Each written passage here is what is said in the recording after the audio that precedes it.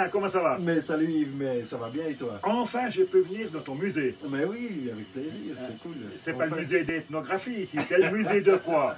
Alors ça ici, ben, on est dans le musée, dans mon musée privé du groupe américain Kiss. Oui, ok. Et là, ben, ça fait en fait 45 ans que je collectionne ce groupe. Et puis ça fait environ 17 000 pièces qui sont réparties dans deux pièces. 17 000 pièces que tu as au environ, total. en comptant tout, hein, en comptant les badges, en comptant les disques, les poupées, tout. Ouais. Parce que Kiss, ils ont fait leur promotion avec tout. Voilà, ils ont tout commercialisé, c'est le groupe le plus commercialisé au monde. Ils ont plus de 5000 licences, donc t'imagines, tout ce peut faire avec une licence. C'est impressionnant. Ouais. Et puis là, tes articles qui viennent de où? Alors, c'est tous les trucs qu'on trouve en Suisse ou bien ça vient d'ailleurs? Non, alors ça vient dans le monde entier en fait, ça a été commercialisé dans le monde entier. Donc c'est un des plus grands groupes au monde, avec 150 000, plus de 150 millions d'albums vendus dans le monde, avec 24 albums studio, et puis en comptant les lives et les compilations, on arrive à plus de 40 albums. Donc, il y a du choix déjà là, dans les albums et tout, c'est déjà pas mal. Ouais, donc ça touche énormément de monde, des millions de personnes dans le monde, donc dans des objets dans le monde entier. Ouais. Et puis là, tu fais comment toi, pour avoir ces objets? Tu trouves ça sur Internet ou bien ça se passe comment? Alors, bon, effectivement, et Internet ça aide beaucoup. Quand on cherche vraiment quelque chose de spécifique, il y a Internet, ça c'est chouette. Autrement, moi je connais tellement de monde, et puis il y a tellement de monde qui me propose des choses que j'ai même pas besoin de chercher en fait. Ça t'arrive tout seul? Voilà, ça m'arrive tout seul, et puis on va faire connaissance avec la personne, elle me propose un truc, on va se déplacer, où elle vient, on va faire connaissance, et puis là, ben, ça fait une aventure et un souvenir. À propos d'aventure et souvenirs, tu les as vus combien de fois, Kiss? En concert, ben, ça va faire 30 fois si on arrive à avoir un concert avec cette situation. Ouais, 30 fois, ça va. 30 fois, mais tu les as vus à travers le monde entier. Donc en concert. Après, je les ai vus plusieurs fois dans des conventions, dans d'autres endroits, ou comme ça. Mais tu as déjà été en contact de près avec eux, ou bien tu les regardes depuis la voie de la scène, puis c'est tout? Non, alors j'ai eu plusieurs contacts avec eux, dans deux membres qui sont venus ici, d'ailleurs. Carrément, oui. Carrément. Autrement, je les rencontrais dans des hôtels, dans des meet and greet, dans des rencontres organisées. Et puis là, on passe des moments avec eux. C'est des super moments. Ok. Ouais. Et puis toi-même, tu as des disques ici aussi de eux? Tu as des CD? Tu as quelque chose? Parce que là, je vois rien ici. Alors, dans cette pièce, non, parce que dans cette pièce, c'est beaucoup. Ah, parce qu'il y a plusieurs pièces? Voilà, il y a plusieurs pièces. Donc là, c'est une pièce qui est consacrée beaucoup aux objets, aux goodies, à tous les jouets, tout ce qu'ils ont commercialisé. Après, dans l'autre pièce, c'est beaucoup tout ce qui est papier et musique. Okay, donc on ira voir après, tout ce qui est disques et magazines, livres et tout ça. Intéressant, ça aussi. Et puis maintenant, par rapport à... Je vais dire, si je te demande un jeu de cartes Kiss, t'aurais, si je te demande des préservatifs Kiss, tu as aussi. Bien sûr. Aussi. Oui. Alors ils ont vraiment tout fait. C'est un truc de fou, quoi. C'est les champions du monde du business dans la musique, quoi. Ils ont gagné. Là, ils ont dû se faire de la thune avec le business. Alors effectivement, ils ont gagné énormément d'argent avec le merchandising. Après, c'est clair qu'ils obligent personne à acheter. Hein, ils proposent. Et puis, nous, ben voilà, après les gens qui sont passionnés, ben, on achète ce qui nous fait plaisir. On a le choix en fait. On a le choix. Tout. Puis maintenant, ils doivent devenir vieux aussi. Ils ont quel âge maintenant? Ouais, alors ben, là aujourd'hui, Gene Simmons, il aura l'année prochaine, il aura 73 ans. 73 quand même, ouais. Le plus vieux, il a 74, le chat, le Catman, qui est donc le premier batteur de Kiss, il a 74 ans aujourd'hui, cette année. Justement, c'est pour ça que je sais pas si on va, je sais pas si on va les revoir. En fait. Est-ce qu'ils ont l'air de vouloir se calmer ou bien? Non, bah eux, ils adorent être sur scène en fait. C'est des gens, dans la musique, ceux qui sont là encore aujourd'hui, après 50 ans, c'est des gens qui veulent mourir sur scène. Ils feront tout jusqu'au bout. Ils s'ennuient s'ils jouent pas. Donc ils le font même pas pour l'argent. Hein. C'est plus important pour eux, c'est vraiment. Ils en ont assez de toute façon. C'est le fait d'être sur scène et pouvoir se défouler puis partager avec les gens. Avoir le contact avec le public et tout. Et ils font même chaque année, ils font des croisières une croisière par année pour être plus près du public encore, parce que c'est des petites salles, tu vois. Sur les bateaux à 5000 personnes, tu as une petite salle à 2000 personnes, quoi. Donc ils ont le contact tout près avec les gens. Et ça leur convient, c'est ça qu'ils aiment. Ils adorent, bien sûr, bien sûr.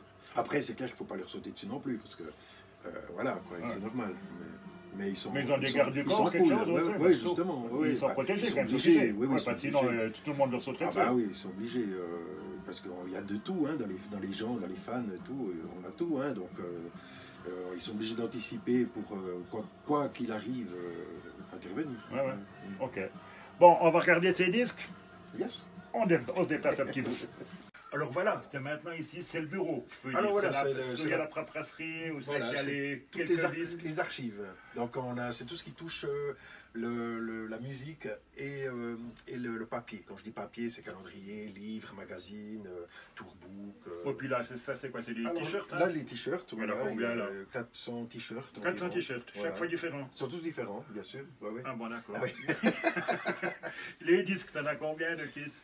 Les disques, je sais plus, je crois que je sais plus, je sais qu'il y a je crois que 1400 disques, quelque chose comme ça. Mais là, c'est des disques, t'as des séries japonaises, et tout, ça vient de tous les pays aussi. Voilà, en fait, sur la discographie, dans chaque pays, ils ont pressé les disques. Okay. Donc on a des petites différences dans chaque pays, donc dans les couvertures, ça peut être un titre en plus, ça peut être des posters en plus, des goodies en plus, des trucs, et c'est ça qui est intéressant à collectionner en fait. C'est ça, pour voir les différences. Dans le monde entier, il y a des pressages, et on cherche tous les pressages. Mais c'est uniquement des 33 tours ou bien non, il y a 33 tours. Ça existe sous d'autres formes encore, bien sûr. 33 tours. Il y a les 33 tours, il y a les 45 tours. 45 tours, ça existe encore. Voilà, j'ai plus de 445 tours. Okay. Donc là aussi, c'est intéressant parce que chaque fois des couvertures différentes, avec des chansons en face B différentes, ou ce genre de concept.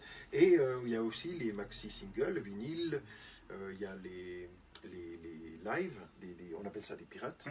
Des pirates. Voilà, des pirates aussi. Donc c'est des enregistrements qui ont été faits par des gens, puis après ils les ont commercialisés, après sont les vinyles, avec des belles couvertures, des beaux... Qui présentent bien.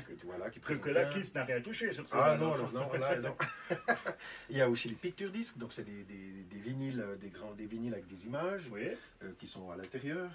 Ça c'est joli aussi, il y a des box justement magnifiques avec des pictures disques incroyables, des pièces de collection à très peu de copies.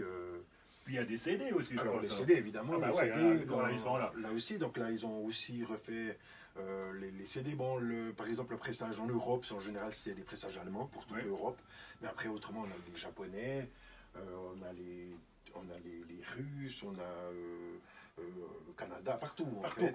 Voilà. Mais en Europe, en général c'est que l'Allemagne qui a pressé pour les CD. On a les CD maxi single aussi. Puis dans le temps aussi, on avait les cassettes audio. Les cassettes audio, qu'on ne trouve plus du tout maintenant. Voilà, c'est des collectors aujourd'hui. Puis encore plus vieux, les premières cassettes audio, les 8 pistes, comme ça, c'est sûrement connu, dans les voitures, tu sais. Voilà, qu'on devait presser pour les rentrer dedans et tout. Et ça, tu trouves plus, quoi. Ça, c'est fini. Ça, c'est vraiment des collectors. Après, on a les cassettes vidéo. Cassettes vidéo, et puis là, ils en ont sorti beaucoup alors aussi. Ouais, là, il y a eu pas mal. Là aussi, c'est le même phénomène, hein, donc tous les pressages d'époque, ça fait pas mal. Et puis pour toi, j'ai une question à te poser maintenant, plus technique. Quand tu écoutes Kiss, tu préfères l'écouter en CD, l'écouter en 33 tours, l'écouter en 45, c'est quoi le meilleur son que tu peux entendre dans ton oreille à toi? Alors, moi, je connais tellement toutes les chansons, tout, donc j'écoute même plus un CD ou un vinyle. J'écoute dans mon disque dur, en un clic, je peux te sortir un album, puis on l'écoute. Direct, puis c'est des très bons sons. Après, il y a la magie, c'est clair que si tu vas écouter un album en vinyle, tu as la magie de l'aiguille, et puis c'est super. C'est plaisant. Mais voilà, c'est plus pratique.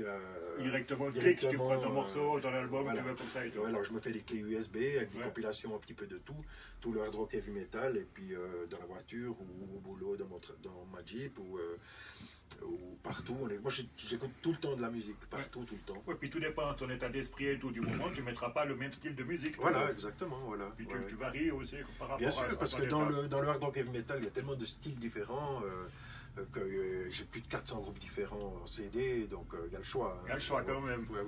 Puis tous les jours, ils sortent des albums. Tous ça. ces groupes, on n'arrive pas à suivre. À la sortie des albums des groupes. C'est de la folie. Non, c'est de la folie, ouais. Heureusement qu'il y a encore des groupes qui sortent des CD, parce qu'il y en a beaucoup qui n'en sortent plus à cause d'Internet, justement. Les gens, les jeunes, ils volent le travail des artistes sur Internet, et puis les groupes... En piratant les groupes, voilà, et puis les groupes sortent plus de CD, quoi. Ils vont plus jouer en concert pour récupérer de l'argent en ayant les cachets... quand c'est des films qui ne rapportent plus rien. Voilà, ouais. Ok.